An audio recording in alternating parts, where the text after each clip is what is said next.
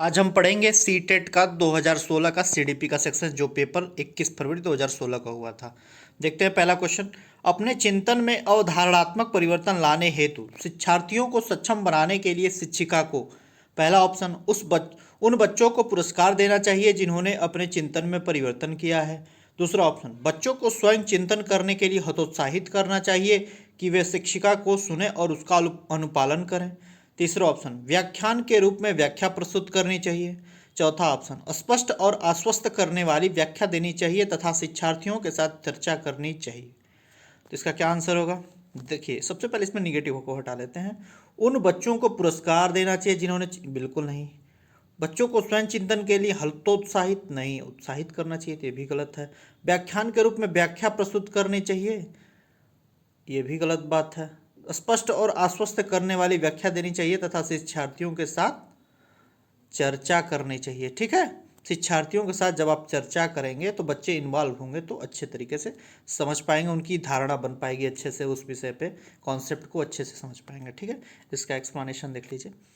शिक्षार्थियों के चिंतन में अवधारणात्मक परिवर्तन लाने के लिए आवश्यक है कि शिक्षक द्वारा कक्षा में दिया गया व्याख्यान स्पष्ट हो, जिसे विद्यार्थी द्वारा आसानी से ग्रहण किया जा सके तथा साथ ही शिक्षक एवं विद्यार्थी का संबंध भी सहज हो, ताकि विद्यार्थी के मन में उत्पन्न शंका का समाधान किया जा सके और शिक्षक एवं विद्यार्थी के मध्य विषय संबंधित चर्चा में विद्यार्थी स्वयं को सहज अनुभव कर सके। ठीक है, अगला क्वेश्चन देख की तरफ बढ़ते हैं। दूसरा, प्राथमिक विद्यालय के कक्षा के संदर्भ में सक्रिय बद्धता का क्या अर्थ है? पहला ऑप्शन याद करना, प्रत्यास्मरण और सुनाना। दूसरा ऑप्शन शिक्षक का अनुकरण और नकल करना। तीसरा ऑप्शन जांच पड़ताल करना, प्रश्न पूछना और वाद विवाद। चौथा ऑप्शन है शिक्षक द्वारा दिए गए उत्तरों को नकल करना। क्या होगा इसका आंसर? सबसे पहले निगेटिव को हटा लेते हैं। याद करना, ये तो बिल्कुल एनसीएफ नहीं बोलता है। शिक्षक का अनुकरण करना, नकल करना, ये भी गलत बात। जांच पड़ताल करना, प्रश्न पूछना, वाद विवाद, ये बिल्कुल पॉजिटिव आंसर है। ठीक है, शिक्षक द्वारा दिए गए उत्तरों को नकल करना, ये भी गलत है, ये बिल्कुल सही है। तीसरा ऑप्शन इसका बिल्कुल सही है। जांच पड़ताल करना, प्रश्न पूछना और वाद विवाद करना, इससे क्या होगा? सक्रिय बने रहेंगे। जैसे अगर टीचर पढ़ा रहा है, बच्चे जब प्रश्न पूछ रहे हैं, यानी कि बच्चे क्या है, सक्रिय रूप से काम कर रहे हैं। ठीक है, इन्वॉल्व हैं, अच्छे से समझ रहे हैं। देखिए इसका एक्सप्लेनेशन।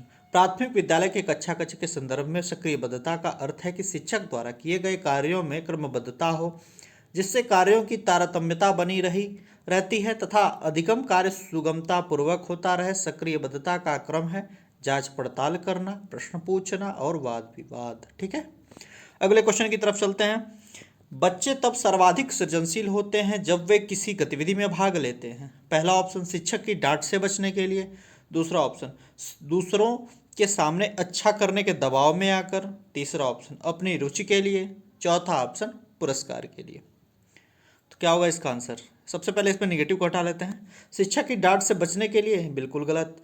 दूसरों के सामने अच्छा व्यवहार करने के दबाव में आकर, ये भी निगेटिव। अपनी रुचि, ये एकदम पॉजिटिव है और यही होगा। ठीक है, पुरस्कार के लिए भी नहीं। ठीक है, तो इसका आंसर क्या होगा? अपनी रुचि के लिए। ठीक है, इसका एक्सप्लेनेशन देख लेते हैं कैसे दिया है। तो इसका एक्सप्लेनेशन दिया हुआ है, सृजनशीलता का तात्पर्य है कि नवीन विचार वस्तु अर्थात किसी नवीन विचार को जन्म देना या किसी नवीन वस्तु का आविष्कार करना सृजनशीलता कहलाता है। बच्चों में सृजनशीलता किसी प्रकार के दबाव या दंड का स्वरूप नहीं होता या बाह्य प्रेरणा नहीं की जा सकती।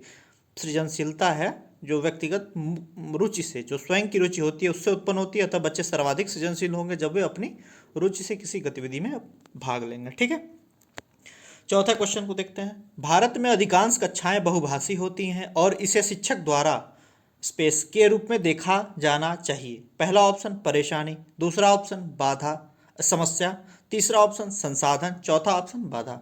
क्या लग रहा है, क्या होगा इसका आंसर? तो सबसे पहले ऐसे क्वेश्चन हम बताएं, निगेटिव को हटा लेते हैं। परेशानी नहीं है, बिल्कुल नहीं। समस्या बिल्कुल नहीं। संसाधन है, बिल्कुल सही। बाधा भी निगेटिव है, संसाधन है। ठीक है, अधिकांश कक्षाएं बहुभाषी होते हैं, इसे शिक्षक, देखिए प्राइमरी में जब बच्चा होता है तो वो परिवार से कुछ सीख के आता है। ठीक है, मान लीजिए परिवार में हिंदी सिखाई जाती है, मतलब बोली जाती है उसके यहाँ घर में। ठीक है, और स्कूल जो है इंग्लिश मीडियम का है, तो बच्चा को इंग्लिश में डायरेक्ट नहीं समझ में आएगा, ठीक है, तो उसको हिंदी के साथ जोड़ के बताया जाएगा तो चीज़ों को अच्छे से समझ पाएगा। और कक्षाएं जब बहुभाषी होंगी तो क्या होगा, अच्छे से चीज़ों को समझ सकेगा, ठीक है, वो संसाधन के रूप में कार्य करता है बच्चे के लिए। तो इसका एक्सप्लेनेशन देख लीजिए। भारत में अनेक अनेक कक्षाएं बहुभाषी होती हैं, अतः इसे शिक्षक द्वारा एक संसाधन के रूप में देखना चाहिए, क्योंकि विद्यार्थी अगर किसी दूसरे भाषा के माध्यम से अधिगम में समस्या का सामना करता है तो उसे अन्य भाषा के माध्यम से समझाया जा सकता है। अगला क्वेश्चन, शिक्षार्थियों द्वारा की गई गलतियां और त्रुटियां। पहला ऑप्शन, बच्चों को कमजोर अथवा उत्कृष्ट चिन्हित करने के अच्छे अवसर हैं। दूसरा ऑप्शन, शिक्षक और शिक्षार्थियों की असफलता के सूचक हैं। तीसरा ऑप्शन, उनके चिंतन को समझने के अवसर के रूप में देखी जानी चाहिए। चौथा ऑप्शन, कठोरता से निपटाई जानी चाहिए। तो क्या लग रहा है इसका क्या आंसर होगा? देखिए, इसका निगेटिव को हटा लेते हैं सबसे पहले इसमें से। बच्चों को कमजोर और उत्कृष्ट चिन्हित करने के लिए अच्छे, बिल्कुल गलत बात है, ये बच्चों को ऐसा नहीं करना चाहिए। शिक्षक और शिक्षार्थियों की सफलता का सूचक है, ये भी नहीं है। उनके चिंतन को समझने के अवसर के रूप में देखी जानी चाहिए, एकदम पॉजिटिव आंसर दे रहा है, ठीक है। कठोरता से निपटाई जानी चाहिए भी गलत है।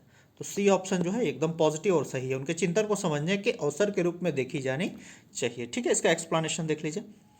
शिक्षार्थियों द्वारा की गई गलतियां और त्रुटियां को उनके चिंतन को समझने के अवसर के रूप में देखी जानी चाहिए, क्योंकि विद्यार्थियों द्वारा की गई गलतियों से शिक्षक विद्यार्थी के समस्याओं की पहचान कर सकता है तथा सही दिशा एवं निर्देश के द्वारा विद्यार्थियों की समस्या का समाधान कर सकता है, जो विद्यार्थियों के शैक्षिक परिपक्वता में सहायता करेगा, ठीक है।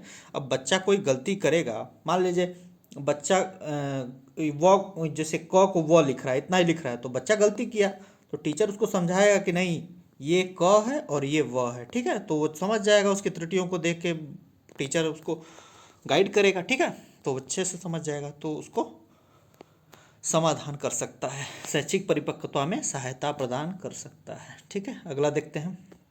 अगला क्वेश्चन क्या है, स्पेस है, के विचार से बच्चे सक्रिय ज्ञान निर्माता तथा नन्हे वैज्ञानिक हैं जो संसार के बारे में अपने सिद्धांतों की रचना करते हैं।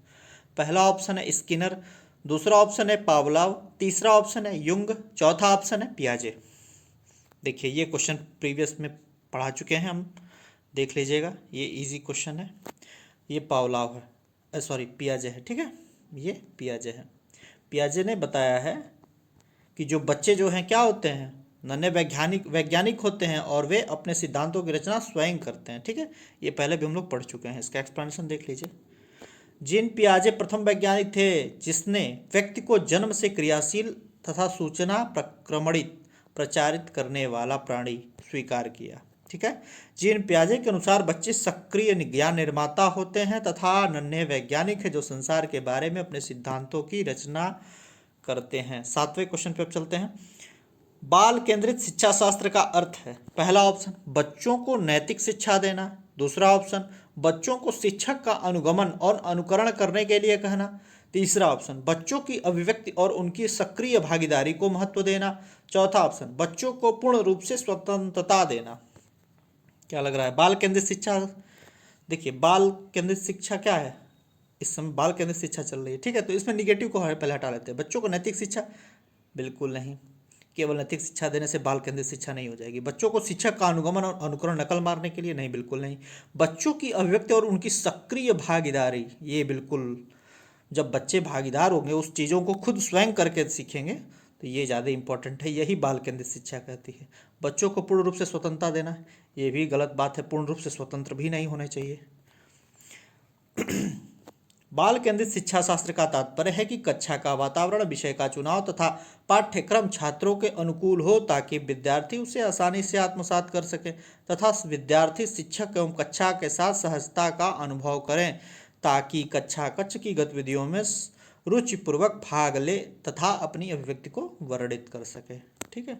अगला क्वेश्चन देखते हैं। जटिल परिस्थिति को संसाधित करने में शिक्षक बच्चों की सहायता कर सकता है। पहला ऑप्शन प्रतियोगिता को बढ़ावा देकर और सबसे पहले कार्य पूरा करने वाले बच्चे को पुरस्कार देकर, दूसरा ऑप्शन कोई भी सहायता न देकर जिससे बच्चे अपने आप निर्वाह करना सीखें, तीसरा ऑप्शन उस पर एक भाषण देकर, चौथा ऑप्शन कार्य को छोटे हिस्सों में बांटने के बाद निर्देश लिखकर, ठीक है।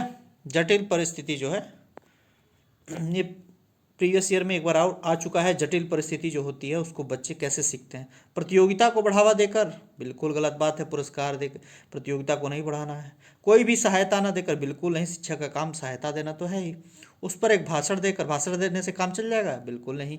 कार्य को छोटे हिस्सों में बांटने से और निर्देश लिखकर कैसे करना है उस निर्देश को देकर और छोटे छोटे हिस्सों में बांट देंगे तो कार्य आसानी से हो जाएगा। ठीक है, जटिल परिस्थिति से बच्चे निपट सकते हैं।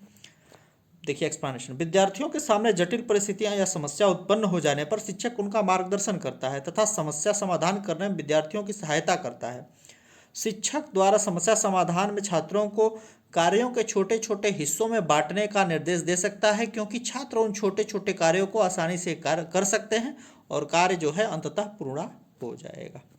चलिए 9वां क्वेश्चन देखते हैं। शिक्षार्थियों से यह अपेक्षा करना कि वे ज्ञान को उसी रूप में पुनः प्रस्तुत कर देंगे जिस रूप में उन्होंने उसे ग्रहण किया है। पहला ऑप्शन अच्छा है क्योंकि यह शिक्षक के लिए आकलन में सरल है। दूसरा ऑप्शन एक प्रभावी आकलन युक्ति है। तीसरा ऑप्शन समस्यात्मक है क्योंकि व्यक्ति अनुभवों की व्याख्या करते हैं और ज्ञान को ज्यों का त्यों पुनः उत्पादित नहीं कर सकते। चौथा ऑप्शन अच्छा है क्योंकि जो भी हमारे मन में है हम उसे रिकॉर्ड करने लगते हैं। इसका आंसर क्या होगा? देखिए इसमें नेगेटिव को हटा लेते हैं। अच्छा है क्योंकि यह शिक्षक के लिए आकलन में बिल्कुल, जब वे ज्ञान को उसी रूप में, जैसे हम किसी चीज़ को पढ़ा रहे हैं तो बच्चा सेम वही रट के बता दे, ये तो गलत बात है ना, ये तो अच्छी बात नहीं है। एक प्रभावी आकलन, ये भी नहीं है। समस्यात्मक है, ठीक है, क्योंकि व्यक्ति अनुभवों की व्याख्या करते हैं और ज्ञान को ज्यों का तो पुनः उत्पादित नहीं कर सकते। बच्चा अपना विचार लिखेगा ना। अच्छा है क्योंकि बिल्कुल नहीं। तो इसका आंसर जो है सी हो जाएगा। ये समस्यात्मक है क्योंकि व्यक्ति अनुभवों की व्याख्या करते हैं और ज्ञान का ज्यों का त्यों तुरंत रट के थोड़ी कर देंगे चीज़ों को, तो क्या सीखेंगे वो रटेंगे तो। ऐसे देख लीजिए इसका एक्सप्लेनेशन। यह परिस्थिति समस्यात्मक है कि शिक्षार्थी ज्ञान को उसी रूप में पुनः प्रस्तुत करे जिस रूप में उन्होंने ग्रहण किया, क्योंकि कोई भी व्यक्ति या शिक्षार्थी किसी विषय पर प्राप्त ज्ञान को अपने अनुभव के द्वारा व्याख्या करता है तथा ज्ञान को ज्यों का त्यों पुनः उत्पादित नहीं कर सकता। ज्ञान को ज्यों का त्यों उत्पादित करना रटने की प्रक्रिया को बढ़ावा देता है तथा इससे मानसिक तथा बौद्धिक विकास जो है वो रुक जाता है, अवरुद्ध हो जाता है। अगले क्वेश्चन को देखते हैं। जब शिक्षार्थियों को समूह में किसी समस्या पर चर्चा का अवसर दिया जाता है तब उनके सीखने का चक्र क्या होता है? पहला ऑप्शन बेहतर होता है। दूसरा ऑप्शन स्थिर रहता है। तीसरा ऑप्शन अवनत होता है। चौथा ऑप्शन समान रहता है। क्या लग रहा है? देखिए जब बच्चों को समूह में सीखने के लिए दिया जाएगा तो समूह में उनका क्या होगा? निश्चित रूप से उनका विकास होगा। अलग अलग टाइप के जो बच्चे होंगे उनका अलग अलग ज्ञान होगा। ठीक है, समूह में सामाजिकता का विकास होगा, काफ़ी चीज़ों का विकास वहाँ पे होगा। ठीक है, बच्चों का तो वहाँ पे है पॉजिटिव सेंस है, पॉजिटिव देगा। बेहतर होता है, ठीक है, अवनत होगा नहीं, अवनत मतलब नीचे आएगा नहीं, स्थिर भी नहीं रहेगा, समान भी नहीं रहेगा, बेहतर होगा। ठीक है, इसका एक्सप्लेनेशन देख लेते हैं। एक्सप्लेनेशन क्या बोला है? 10वें क्वेश्चन का एक्सप्लेनेशन है। जब शिक्षार्थियों को समूह में किसी समस्या पर चर्चा का अवसर दिया जाता है तब उनके सीखने का चक्र क्या होता है? बेहतर हो जाता है, क्योंकि समस्या पर चर्चा करने से विद्यार्थी एक दूसरे के विचारों से परिचित होते हैं तथा विद्यार्थियों में नए ज्ञान का भंडार भी संचित होता है। देख रहे हैं, एक दूसरे से चर्चा करने पर क्या होता है? एक दूसरे के विचार से परिचित होते हैं तथा विद्यार्थियों में नए ज्ञान का भंडार भी संचित होता है।